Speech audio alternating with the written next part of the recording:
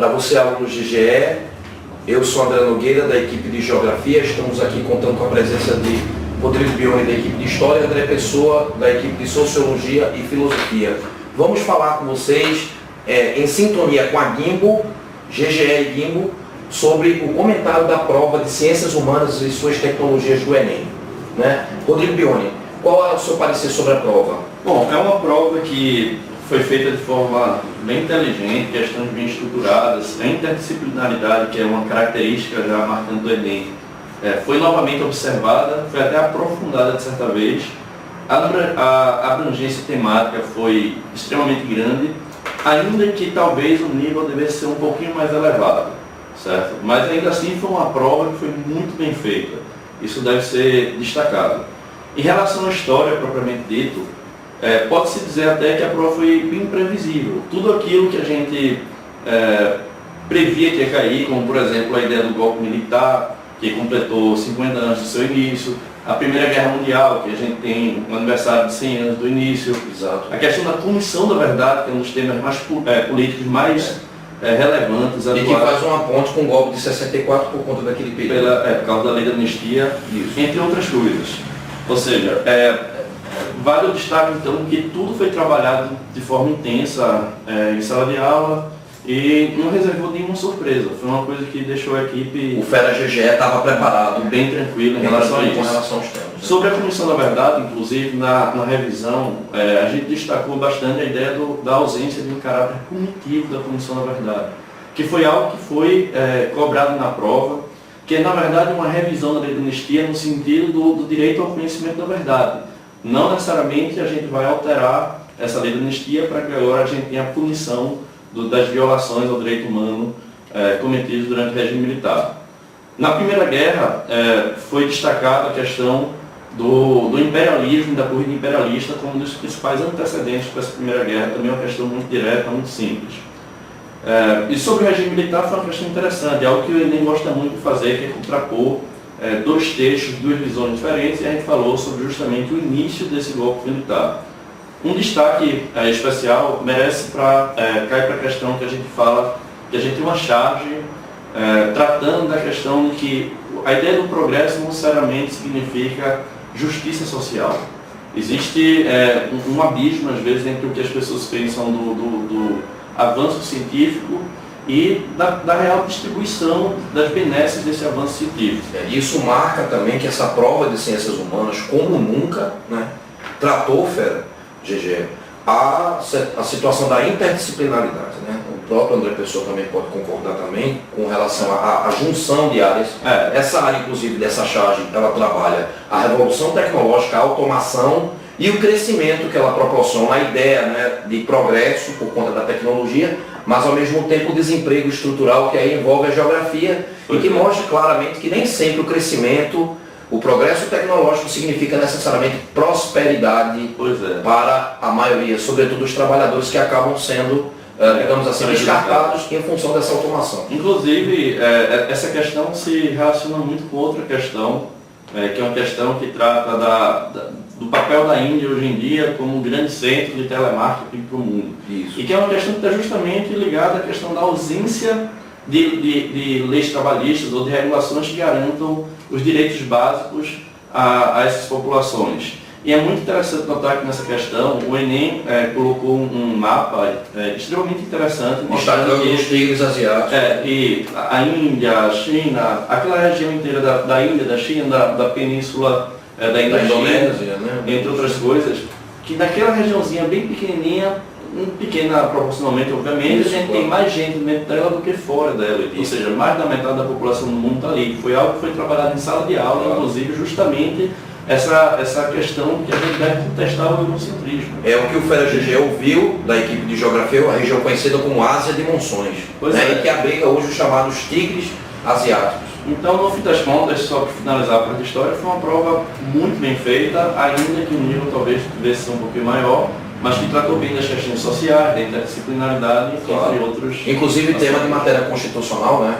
A pessoa vai mencionar sobre isso, os direitos sociais, uma questão sobre a Guerra do Paraguai, que fala sobre a imagem que os escravos que se voluntariaram para lutar na guerra e receberam a promessa de que iriam ser alforriados e iriam ser respeitados na sua cidadania por estar dando a vida, e ao chegar em casa ver seus parentes sendo açoitados, né?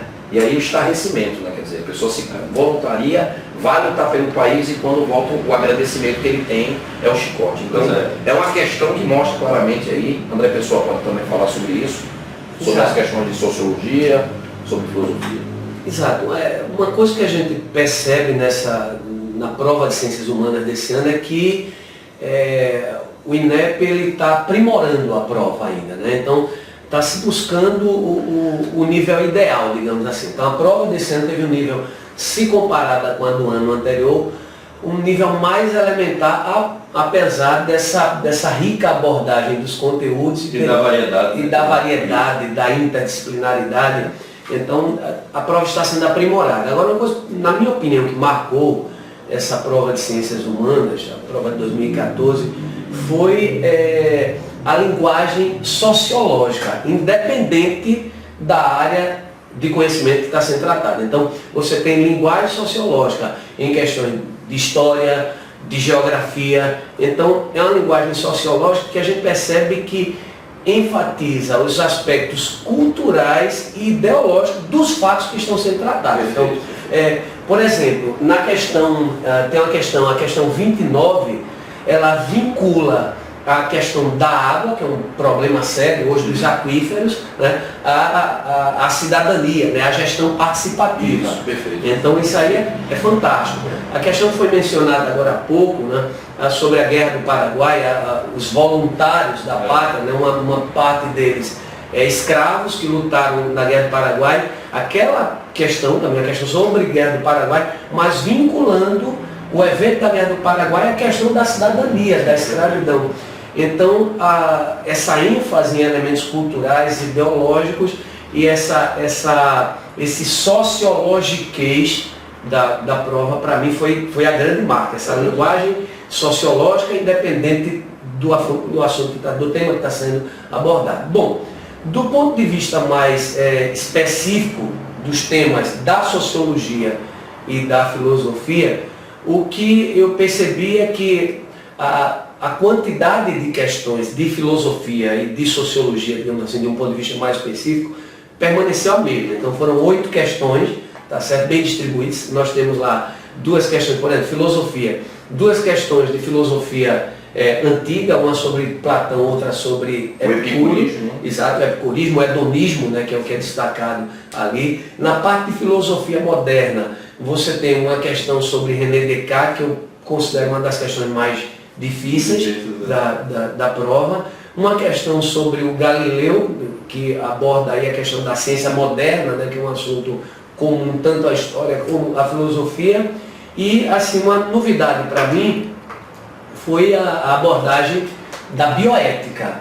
A bioética e também a filosofia de Habermas, do alemão Habermas. Então, uma questão sobre razão comunicativa, que exige um conhecimento mais específico. Então, ao meu ver, a análise que eu faço da prova foi uma prova, assim, dos conteúdos bem distribuídos, uma grande diversidade de conteúdos, uma prova com a tendência, de fato, de abordagem de temas contemporâneos e essa linguagem sociológica que o aluno vai ter que se adequar a ela, se adaptar. E como é que se adequa a isso? Lendo.